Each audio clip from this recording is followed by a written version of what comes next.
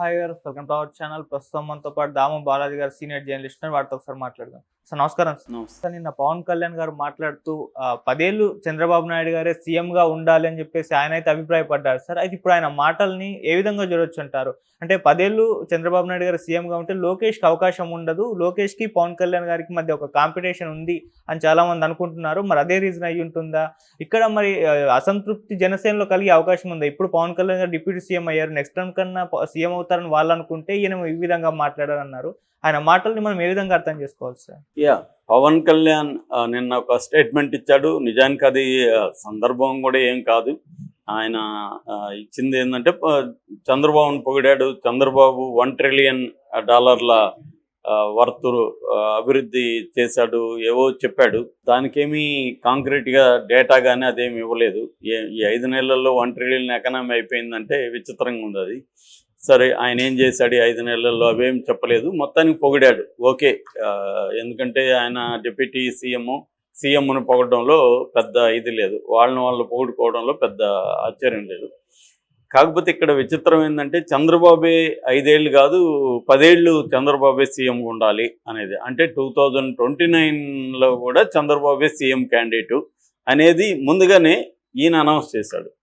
అంటే ఇక్కడ 2 విషయాలు ఉన్నాయి. ఒకటి, నేను సీఎంగా పోటీలో నెక్స్ట్ కూడా ఉండను అనేది క్లియర్గా ఇప్పుడే చెప్పాడు. అది ఇప్పుడు చెప్పాల్సిన అవసరం లేదు, ఎందుకంటే 2029లో పరిస్థితులు ఎలా ఉంటాయో తెలీదు.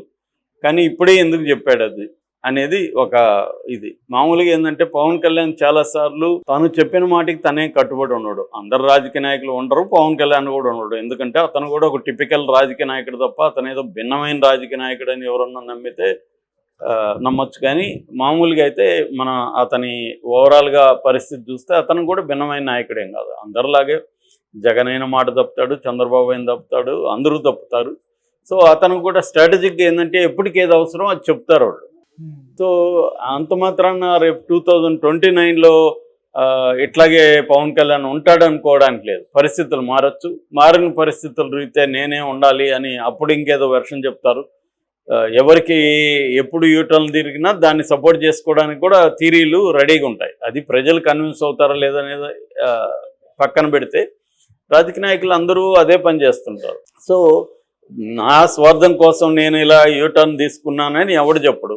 రాష్ట్ర ప్రయోజనాలు, ప్రజల ప్రయోజనాలనే మన చెవుల్లో పూలు పెట్టడానికి అందరూ రాజకీయ నాయకులు ట్రై చేస్తారు.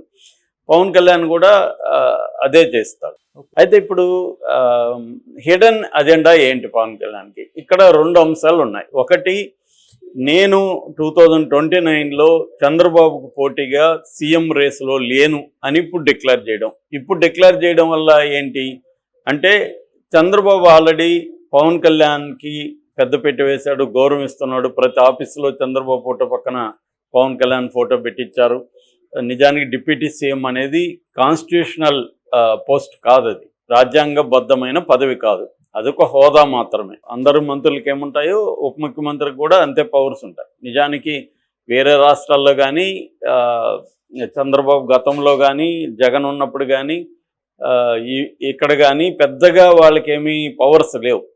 ఏదో ఒక మనం మామూలుగా పెద్ద మనిషి కొంత గౌరవిద్దామని అనుకుంటాం కదా, అలాంటిది తప్ప అంతకంటే ఏమీ లేదు. కానీ చంద్రబాబు అంతకంటే ఎక్కువ అయితే ఇవ్వడానికి ట్రై చేస్తున్నాడు. మొన్న కూడా హోంమంత్రి మీద డైరెక్ట్గా మాట్లాడి వేరే మంత్రి మాట్లాడుంటే చంద్రబాబు సీరియస్ అయిండేవాడు. ఈవెన్ అనిత కూడా సీరియస్ అయిండేది. ఒక దళిత మంత్రిని ఇలా అంటావా అని నిలదీసి చాలా పెద్ద గొడవ అయిండేది.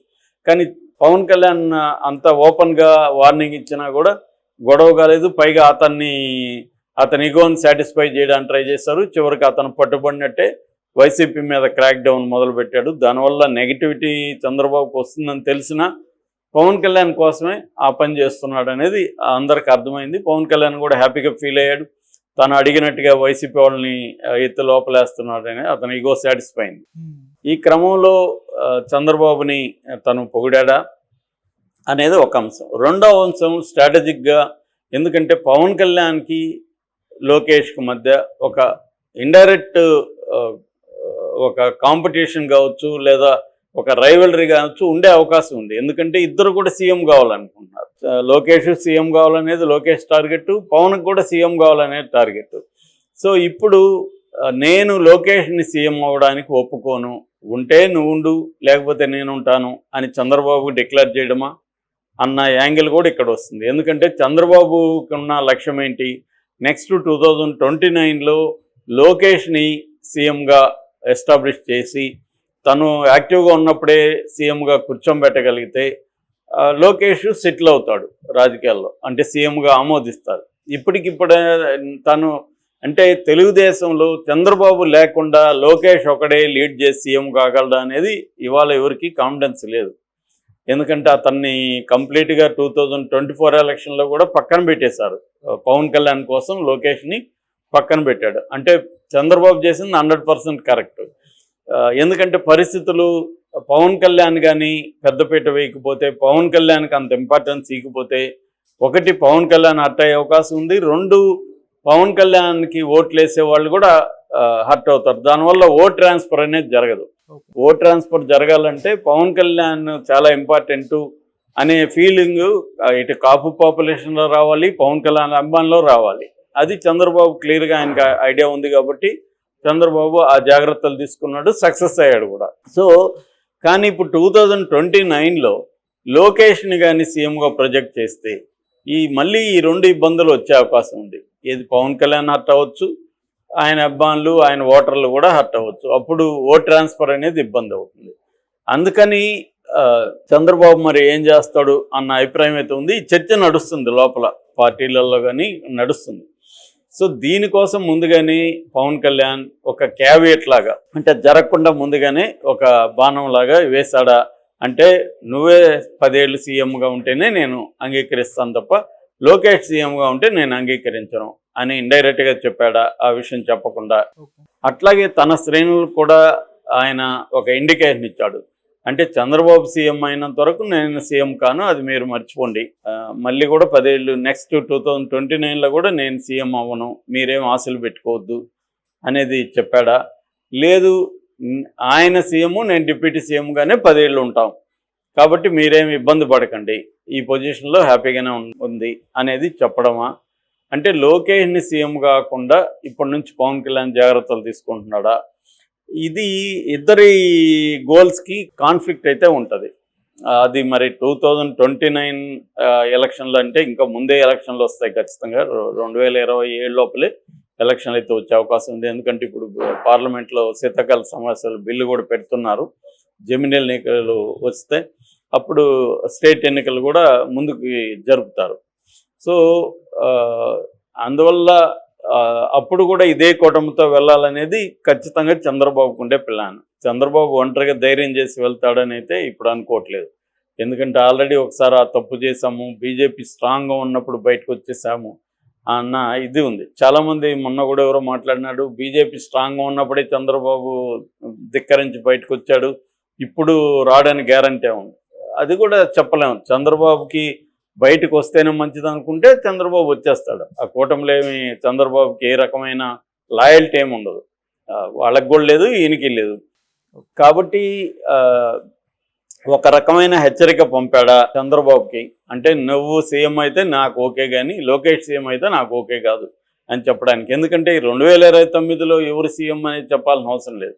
రెండోది పవన్ కళ్యాణ్ లాంటి వాడు క్యాజువల్గా ఏదో అనేసాడంటే కూడా నమ్మలేము. ఎందుకంటే పవన్ కళ్యాణ్ చాలా సీజన్డ్ పొలిటీషియన్గా ఎదుగుతున్నాడు. మన మహారాష్ట్ర స్పీచ్లో కూడా చూసాం, చాలా కన్స్ట్రక్టివ్గా జాగ్రత్తగా ఏ అంశాలు మాట్లాడాలి, ఎక్కడ ఎలా మాట్లాడి చాలా ఆర్గనైజ్డ్గా ఆయన మాట్లాడాడు.